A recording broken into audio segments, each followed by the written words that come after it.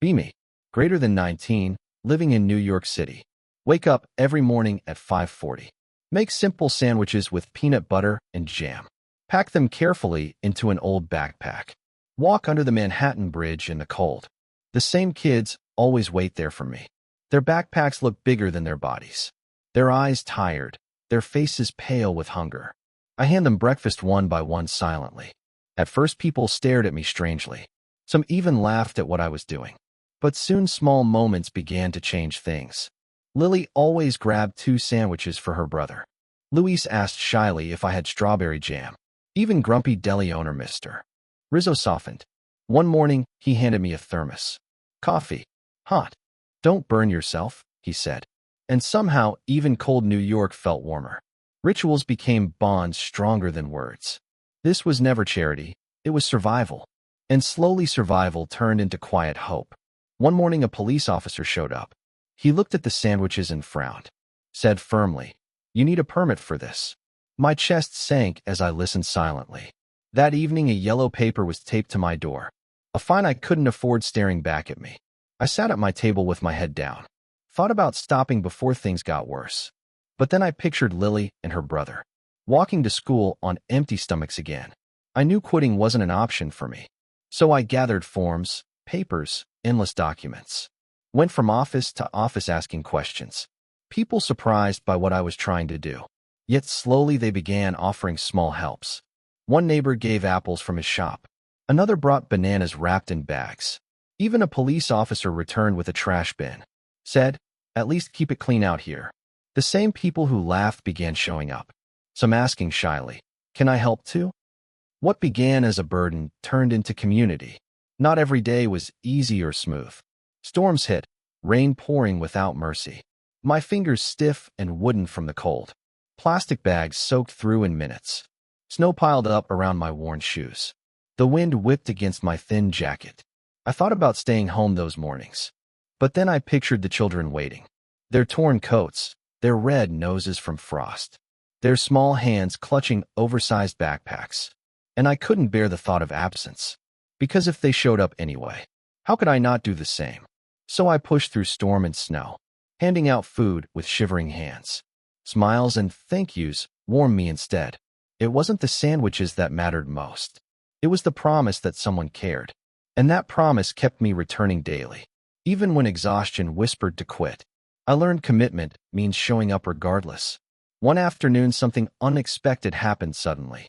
A small film crew showed up with cameras. They said they heard about the breakfasts. I froze, not knowing how to respond. They filmed the kids taking sandwiches quietly. Captured Lily laughing as she held 2. Recorded Luis asking again for strawberry jam. They even spoke to Mr. Rizzo briefly, his grumpy voice softer than usual on tape. The video went online within a day and spread faster than I imagined possible. Comments poured in, both kind and cruel. Some called me a hero for the city. Others mocked, saying I chased attention. But I knew the truth inside me.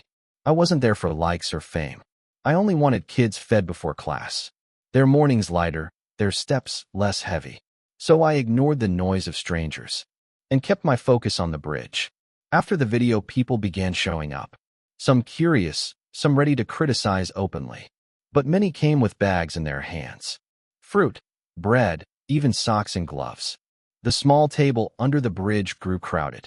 Boxes stacked with oatmeal, juice, and apples. A volunteer shelf appeared one morning suddenly, filled with snacks, water, and warm scarves. Even strangers passing by stopped to ask questions. "What do you need most right now?" I realized this had grown far beyond me. What started as peanut butter and jam had become a network of quiet kindness. The same city once cold and distant now warmed itself through simple small gestures. I watched children leave with food and laughter. Watched neighbors stand shoulder to shoulder helping. And I understood something deeply important. Strength wasn't about money or power. Strength was refusing to walk past quietly, choosing instead to stop and care. Still, there were mornings full of doubt. When my alarm rang before sunrise painfully, I lay in bed staring at the ceiling, asking if this effort really mattered enough. If I was just delaying the inevitable hunger. If one boy or girl would even remember.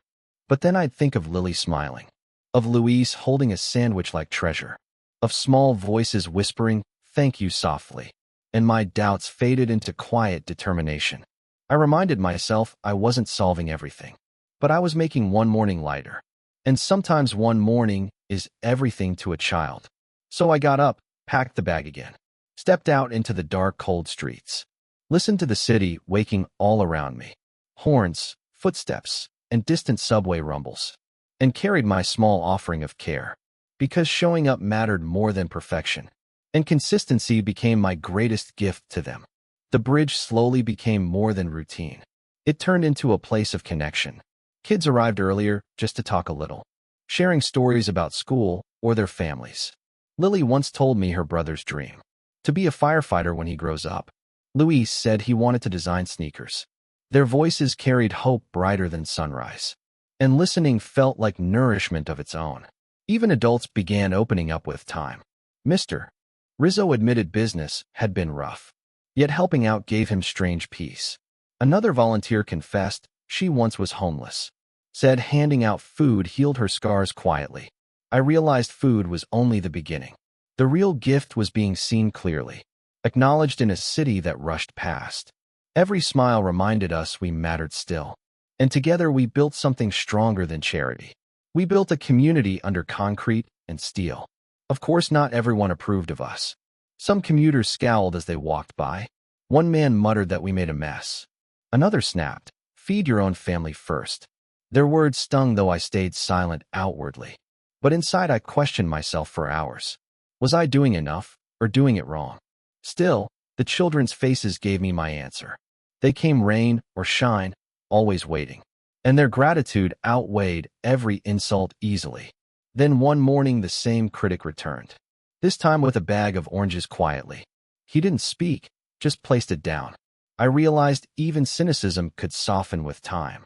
Sometimes kindness needed persistence to break through. Consistency proved stronger than passing judgment. Day after day, people saw we remained. And slowly the bridge gathered more allies. Enough to drown out the doubters completely. Proof that good can grow louder than hate.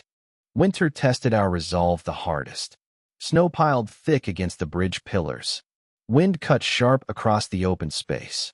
My gloves soaked, fingers stiff and aching. Children still arrived, bundled in torn coats, their breath white clouds in the freezing air. I wanted to cry watching them shiver, but instead I handed out food quickly, added socks and scarves where I could. Volunteers poured steaming oatmeal into cups, steam rising like fragile signals of warmth. One morning Luis whispered, "It's like magic," holding hot food close to his face. I laughed softly, though my eyes stung, because that small cup meant survival today. The storm howled around us without mercy, yet the circle under the bridge glowed, not from lights, but from shared resilience, from the proof that no one stood alone, and that even the coldest city could soften. The short video kept spreading online fast. Messages arrived from strangers I never met. Some offered donations, others offered harsh criticism. A few accused me of chasing attention, but I knew fame was never the point. My heart stayed with the children always. Still, support poured in more than hate. Boxes of supplies arrived at my door. Notes inside reading, "Keep going, we see you." Neighbors knocked, asking where to drop food. The bridge transformed into a living pantry.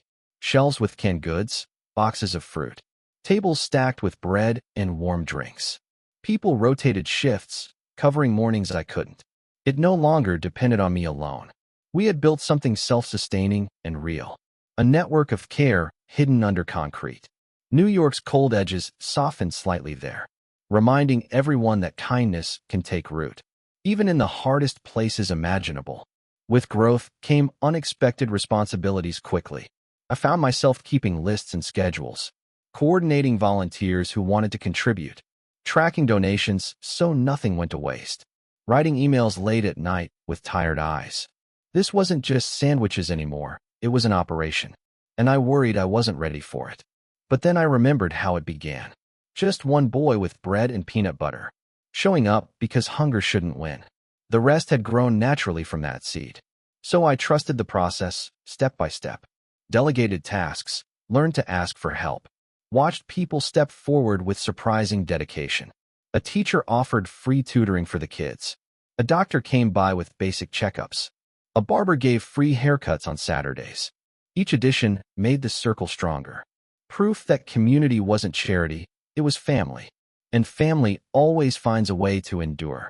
Still, there were nights I felt exhausted, laying awake listening to the city hum, wondering how long I could keep going, whether this weight was too much for me. Sometimes fear crept in like a shadow. Fear of failure, fear of letting them down. But then I remembered the first morning. Remembered Lily's quiet, "Thank you," with shy eyes. Remembered Mr. Rizzo handing me hot coffee.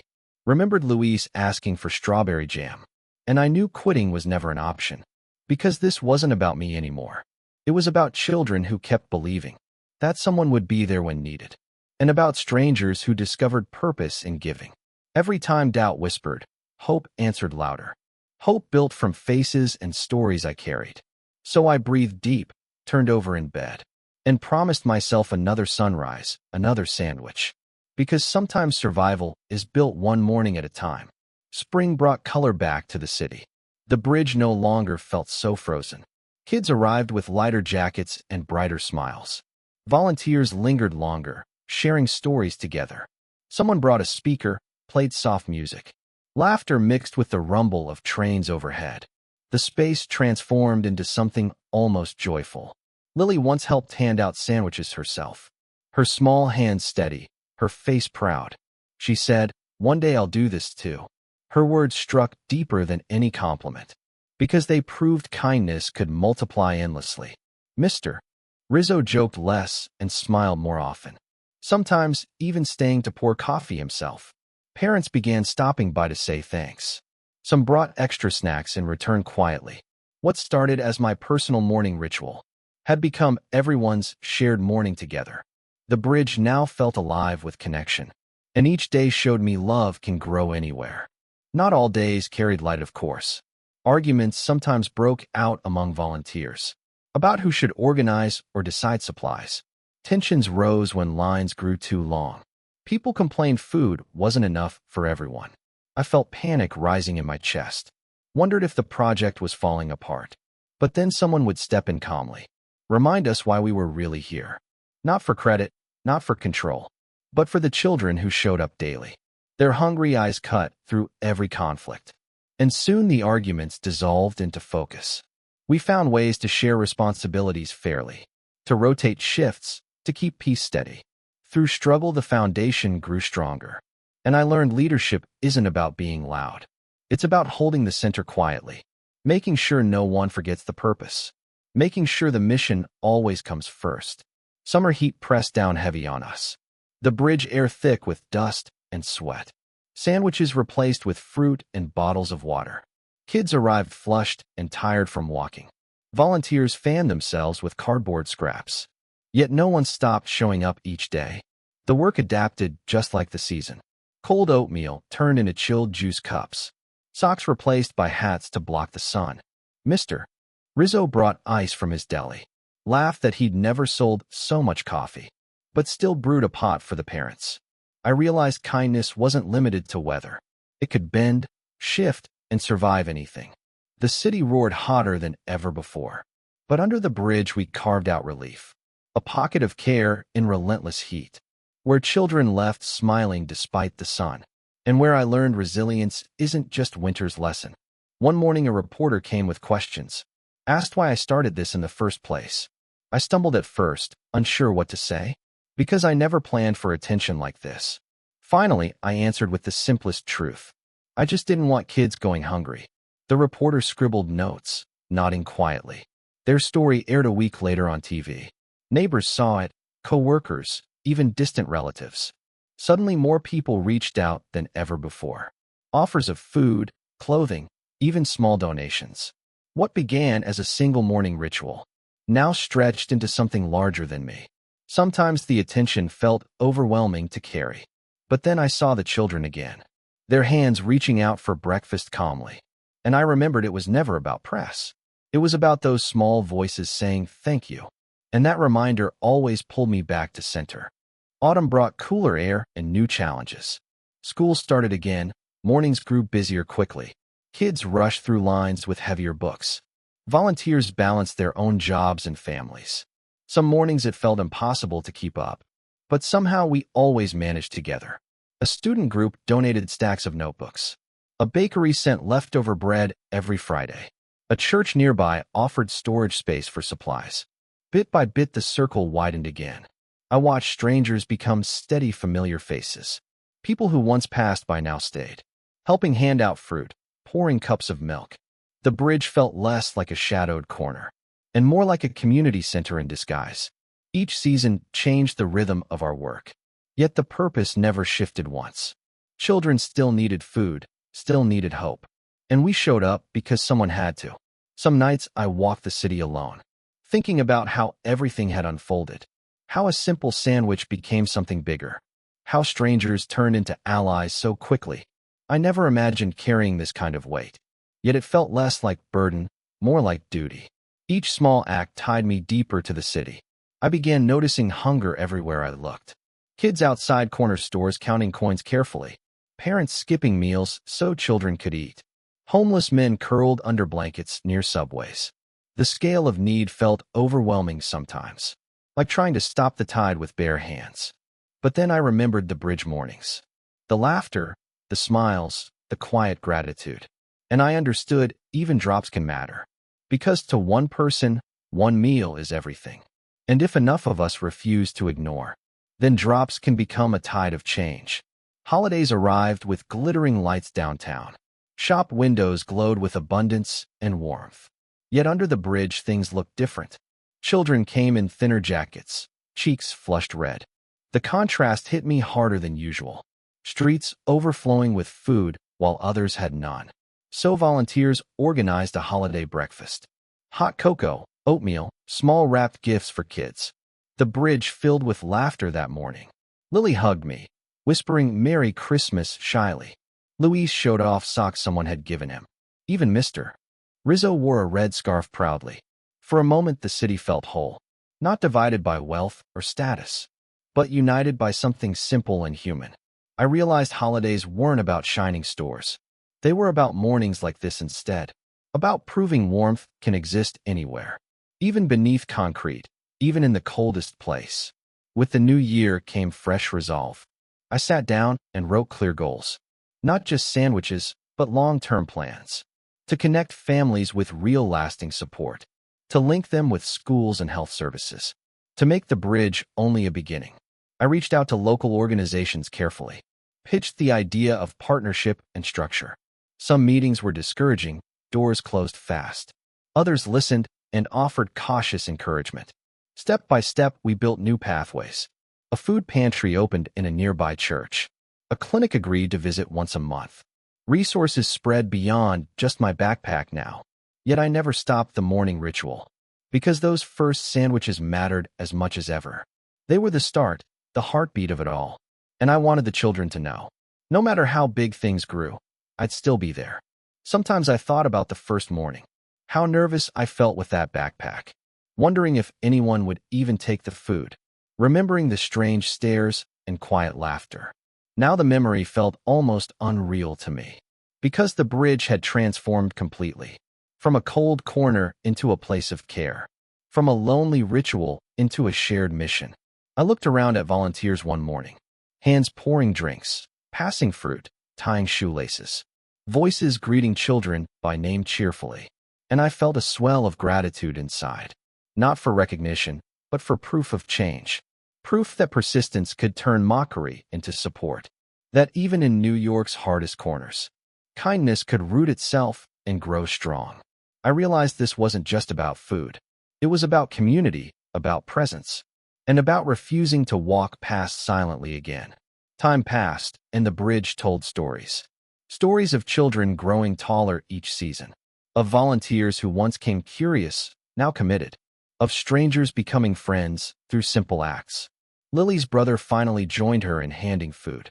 Luis drew sneakers in a small notebook. Dreams carried forward with full stomachs daily. Even Mr. Rizzo softened into something like family. Sometimes he stayed just to chat and laugh. Watching him pour cocoa felt surreal to me. because kindness had reached even his gruff edges. And if it could change him, it could reach anyone. I thought often about strength and meaning, about how power wasn't in wealth or fame, but in showing up where others don't, in choosing care over indifference every morning. That truth echoed through the bridge walls quietly, turning a city corner into a lesson I carried deep in my chest. Looking back now, it feels unreal sometimes. How one backpack of sandwiches grew so far. How laughter replaced the silence under the bridge. How strangers turned into steady friends and allies. I never planned for this to happen. I only wanted children not to be hungry. But somewhere along the way it became bigger. Bigger than me, bigger than mornings at dawn. It became proof that kindness multiplies endlessly. That when one person shows up, others follow. And together we can move heavy walls. Today when Lily whispers, "Thank you," softly, or Luis grins asking about strawberry jam, I feel something deeper than pride inside me. I feel purpose, simple but unshakable. This was never just about food at all. It was about dignity, warmth, connection, about proving we don't walk past each other. So now I ask you honestly, would you stop to help or keep walking? Share your thoughts in the comments below. And if this story touched you, leave a like, so more people can join in the change.